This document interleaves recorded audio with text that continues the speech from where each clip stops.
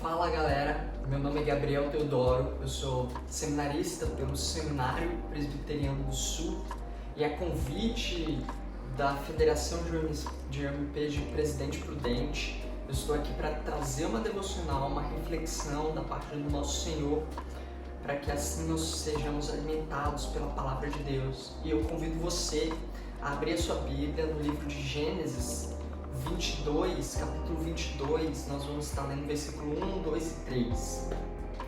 E diz assim: algum tempo depois, Deus pôs Abraão à prova. Abraão, Deus chamou. Sim, respondeu Abraão, aqui estou. Deus disse: tome seu filho, seu único filho, Isaque, a quem você tanto ama, e vá à terra de Moriá. Lá, em um dos montes que eu lhe mostrarei, ofereça-o como holocausto. Na manhã seguinte, Abraão se levantou cedo e preparou seu jumento. Levou consigo 2 de seus servos e seu filho Isaque. Cortou lenha para o fogo do holocausto e partiu para o lugar que Deus tinha indicado. Meus irmãos, essa palavra eu convido você para que a gente possa dividir ela em 3 sessões ou em 3 partes, onde a primeira parte é um questionamento a respeito de onde eles estão ou o que eles estão sentindo. E para isso eu convido você para que preste atenção no versículo 1, que diz: algum tempo depois, Deus pôs Abraão à prova. Irmãos, é interessante que a gente note que o texto não fala algum tempo depois o Deus de Abraão, ou o Deus de Isaque, ou o Deus de Jacó. Não. O Deus, simplesmente Deus pôs Abraão à prova.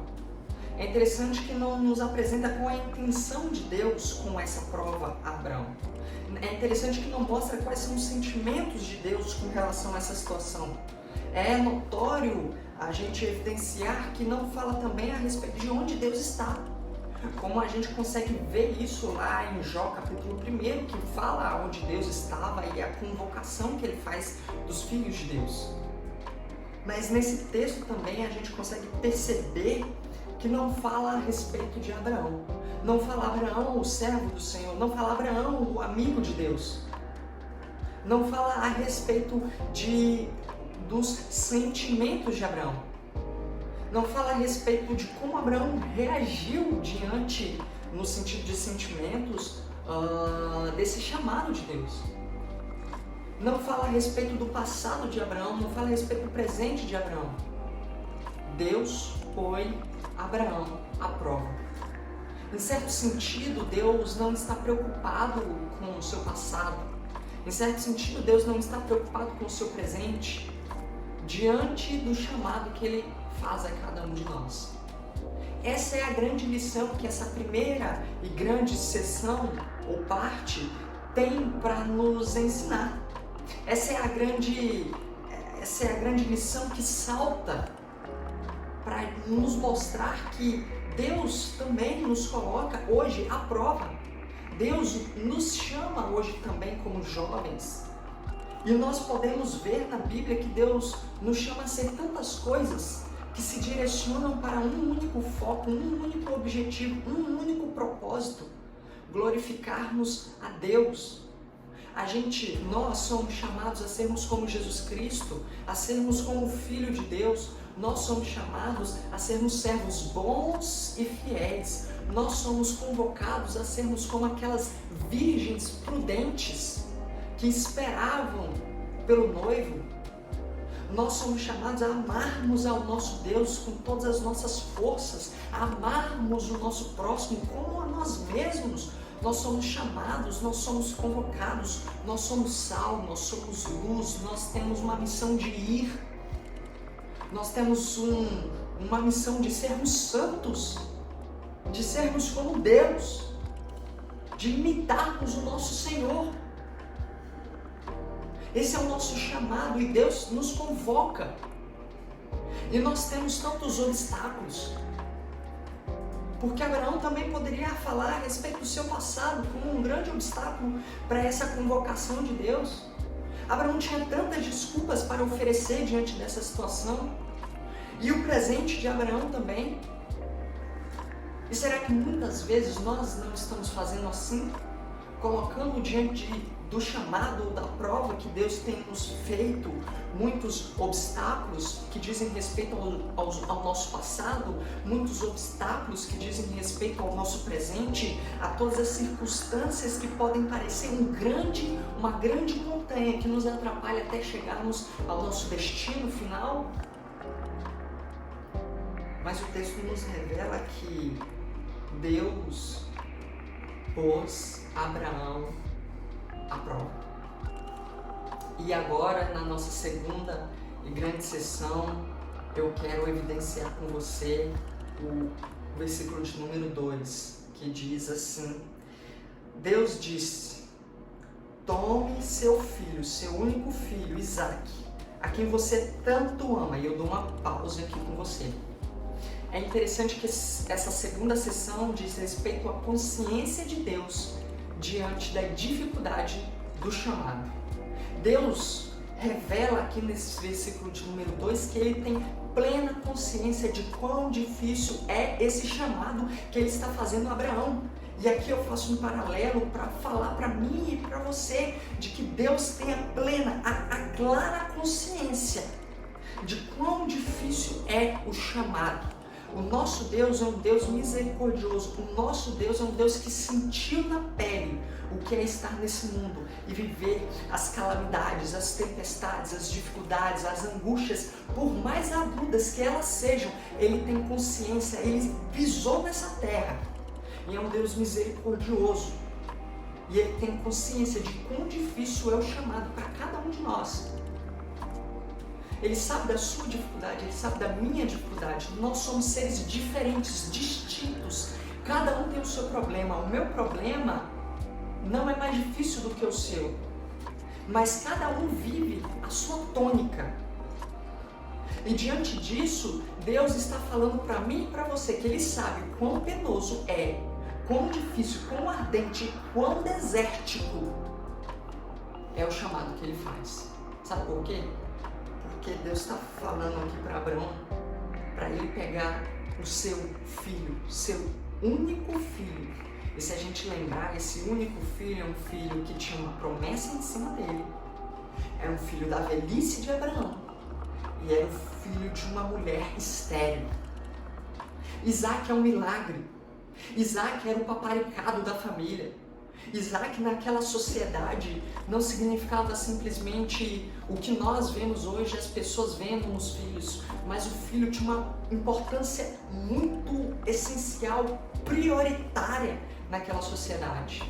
Dizia respeito à prosperidade, dizia respeito ao legado, dizia respeito à segurança e à estabilidade da família, da tribo, que também dependia da descendência de Abraão.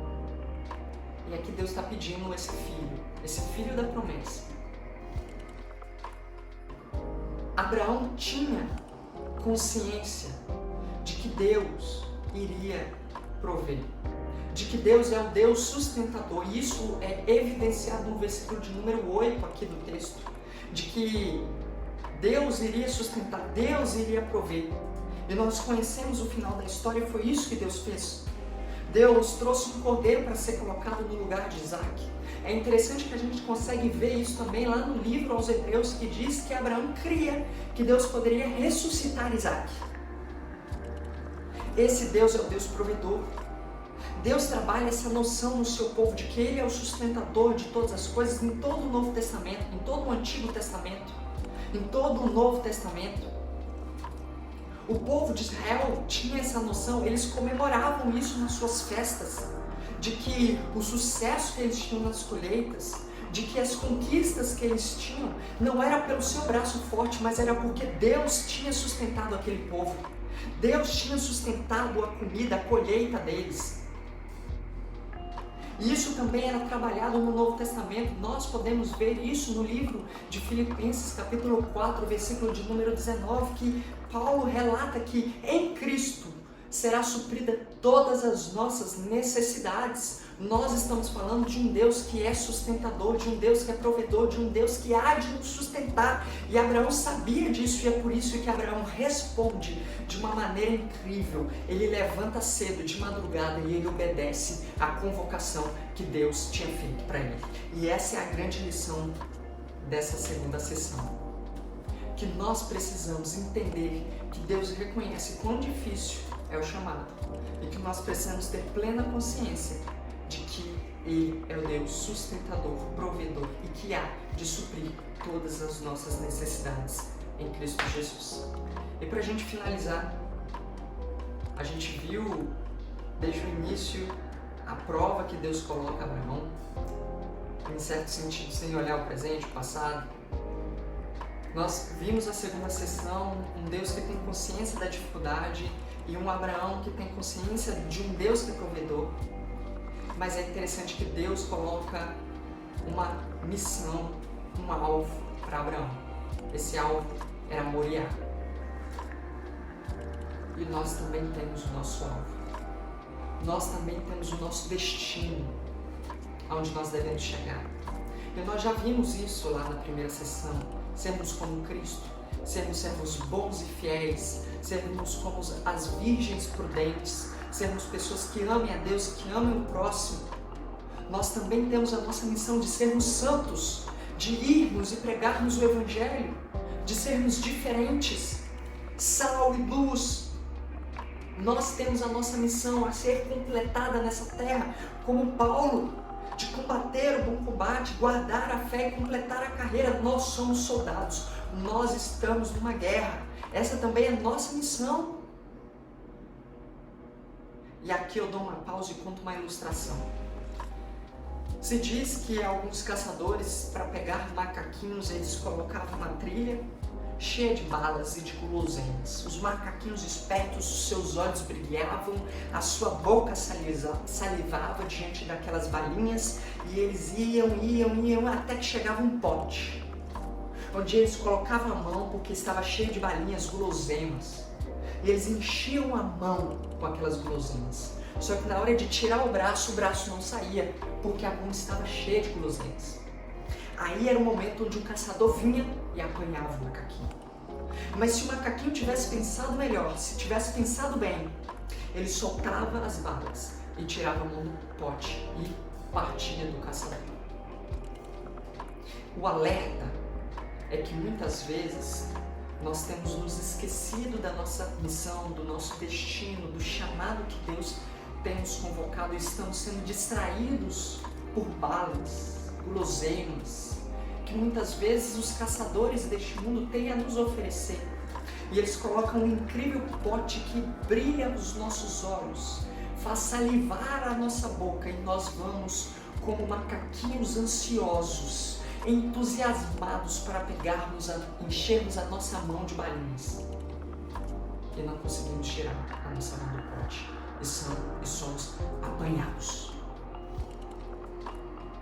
Mas o alerta hoje é para que a gente abra a nossa mão, tire a mão do pote e siga em direção ao nosso Moriá, sermos como Cristo.